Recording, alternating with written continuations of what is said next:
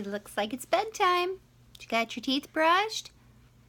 Well, grab your blanket and your pillow, because now we're going to tell a story and get ready to go to bed. Well, tonight, our story is once again about our friend, Rocky the coyote. And the 3 things to listen to tonight are listen for a prickly pear, Memphis, and a cell phone.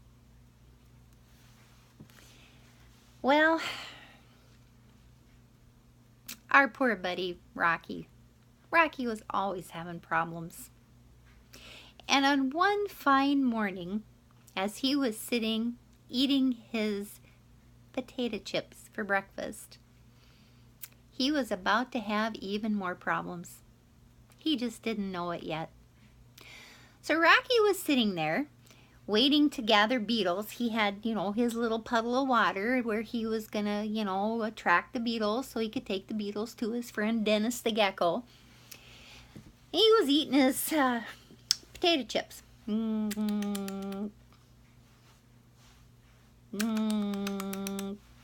he was watching the sun come up, minding his own business, when all of a sudden, out of nowhere, here comes this big white bird. And just as he was going to put a potato chip up and bite it, the bird comes down and whoop, grabs that potato chip right out of his paw. And then, all of a sudden, the bird comes back again, and he grabs the bag of potato chips right out of his other paw. Just like that. And if that wasn't enough, the big white bird came back, landed beside his little beetle trap, and ate all the beetles. And then flew off without even bothering to say, "Thank you for breakfast." Well, Rocky was mad. That bird had no manners. That was terrible. He was so upset. He was going to go directly to tell his friend Dennis the gecko about this travesty. So he flopped on over to Dennis's rock, and when he got there, he was kind of surprised to see Dennis out in front of his rock, just as mad as Rocky was. "Rocky, you are not going to believe what just happened to me." Rocky said, Oh, man, I got a story to tell you. You're not going to believe this. Do you notice that something very important is missing? Rocky looked around and goes, No, I don't see anything missing. "Rocky, my garden gnome is gone. This big white bird just swoops down out of nowhere, grabs my garden gnome, and eats it. My treasured garden gnome." Oh, man. Dennis. That garden gnome was hideous. You're better off without it. You should just thank the bird for eating it. "I can't believe you said that, Rocky. What are you mad about?" "Well, that same white bird came and ate my breakfast. And I might add, ate your breakfast too. I don't have any beetles for you because the big white bird ate your beetles too." Well, these boys were so upset that they did not notice that Valerie, the rattlesnake, had slithered up right beside him. Boys. Wah! "Valerie, would you please not sneak up on us like that? You know how we feel about snakes." "Oh, I'm sorry, but I've had a really awful day. You're not going to believe what happened to me." "Oh, let me guess. It was a big white bird." "Well, it was actually a seagull, yes. I was sitting minding my own business under my mesquite tree. I was talking on the cell phone with my friend, and all of a sudden, this big white bird the seagull swoops down, grabs my cell phone, and eats it. It ate my cell phone. Oh, Valerie, that's terrible. I'm sorry. It ate Dennis's garden gnome. Real sad, right? Oh, I'm sorry for your garden gnome, Dennis. What happened to you, Rocky? My potato chips. Gone. And Dennis's breakfast, too. We gotta do something about that bird. Well, that's why I'm here. I have an idea, but I need help. Do you think you could help me? Yeah, let's work together on this, Valerie.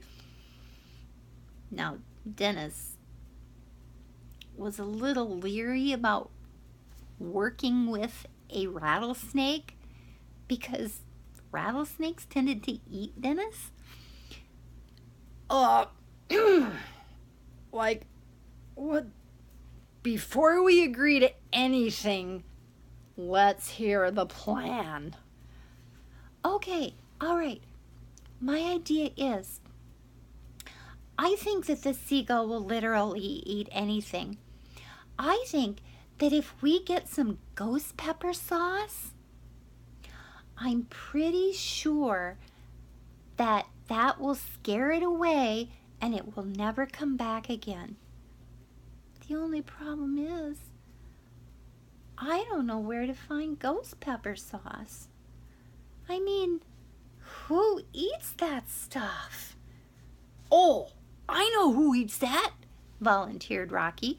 My neighbor Sam, the owl. You know Sam? He's got tons of this stuff.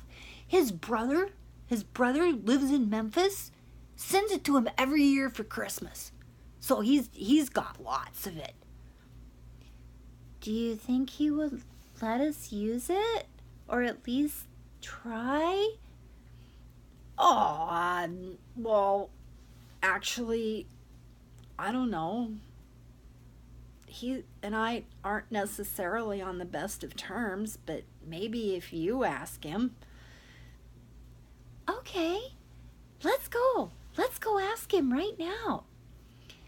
So, the three of them together, Dennis the gecko walked in his little gecko feet over the sand, and Valerie slithered over the sand, and Rocky the coyote kind of loped over the sand until they got to Sam's cactus.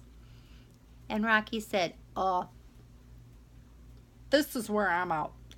You guys can wake him up. I'm not waking him up, okay?" And Dennis said, I'm not waking him up. He could just as well eat me as the rattlesnake, okay?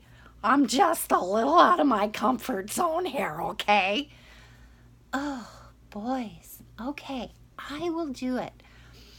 Sam, would you please wake up? We have a problem." Well, Sam did wake up.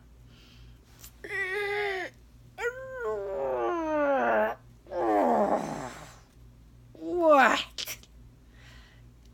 Do you always have to wake me up in the middle of my sleep? Why? Sam, we came to see if you would help us out. We are having a problem with a seagull.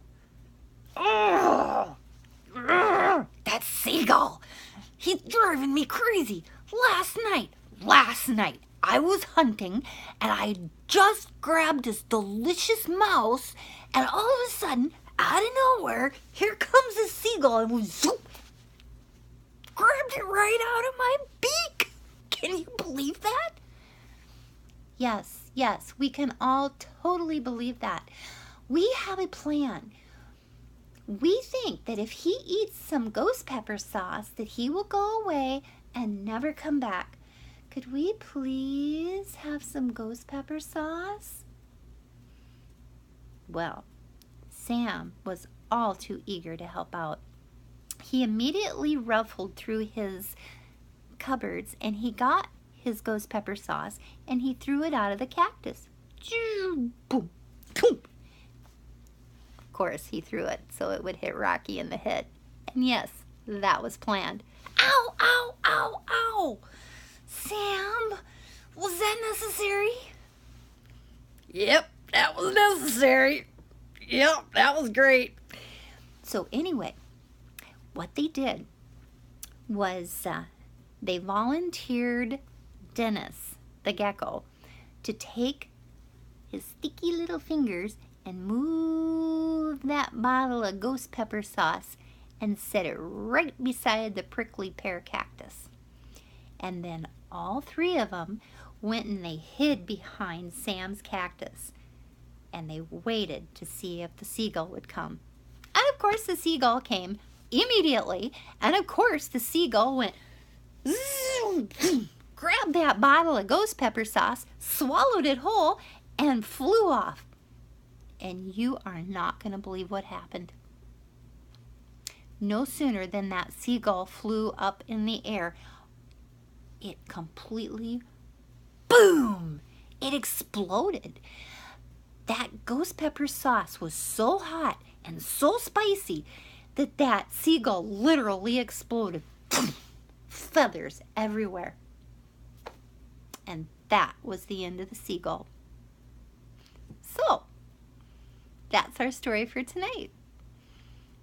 Now, if you're Rocky's mom, the moral of this story is, don't eat potato chips for breakfast.